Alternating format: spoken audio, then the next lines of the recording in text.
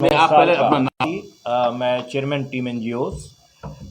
मेरा अपना मानना ये है कि जमातें तंजीमें या फिर मुसलमानों के गुत्तेदार ने जाकर बीआरएस की तायद कर दे तो इसका मतलब ये नहीं है कि सारे मुसलमान उनके साथ है। उनका भी अपना प्रेजेंस है, हमारा भी प्रेजेंस है। हर एक आम मुसलमान का भी अपने वोट का वजूद है, हर एक वोट का अपनी एक आइडेंटिटी है।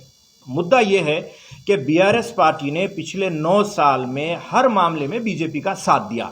अब इतना सब कुछ आया तौर पर देखने के बाद अगर कोई झोला ओढ़कर, सर पे टोपी पहनकर, लंबी दाढ़ी रखकर अगर फिर बीआरएस के साथ अगर जाता है तो इसका मतलब ये नहीं है कि हम भी उसके साथ चले जाएं। हमारा कहना यह है कि ट्रिपल तलाक का बिल आया, बताइए बीआरएस ने किसका साथ दिया? इसका जवाब देना चाहिए। इसके साथ साथ अब रही बात कांग्रेस की, तो पुरानी कांग्रेस अलग थी, नई कांग्रेस अलग है। हर किसी को मौका मिलना चाहिए।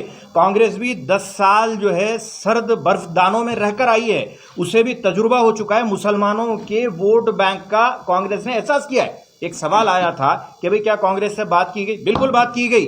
मैं दावे से कहता हूं कि कांग्रेस से बात की गई। कांग्रेस के कई रोका, कौन सी ताकत आई? आप ये बताइए कि भाई टीआरएस के या बीआरएस के जितने भी फैसले रहे हैं, इन फैसलों में अगर मजलिस असरदार थी तो फिर मुसलमानों के मुतालिबा लैंको हिल्स का केस ले लीजिए। लैंको हिल्स के केस के अंदर हमारा जीता हुआ केस जो सुप्रीम कोर्ट में गया, खुद केसीआर की हुकूमत ने अपने फेवर में कर लिया। मजलिस क्या कर रही थी बताइए? ये जितने उलमा थे क्या कर रहे थे बताइए? जितनी जमातें तंजीमें आप जिसकी तायद की बात कर रहे हैं वो क्या कर रहे थे? अरे हमें खुले उजाले के अंदर, दिन के उजाले के अंदर लूटा गया और आज कह रहे हैं कि जाकर लोग बीआरएस की तायद करें और हम भी अगर उनके अगर आवाज में आवाज अगर मिलाएं तो फिर हमारे ज़मीर में और उनके ज़मीर में फ़र्क क्या है? हम बात सिर्फ इतनी ही कर रहे हैं कि भाई हम आजमा चुके हैं, बीआरएस को अब नहीं आजमाएंगे, मौका देंगे।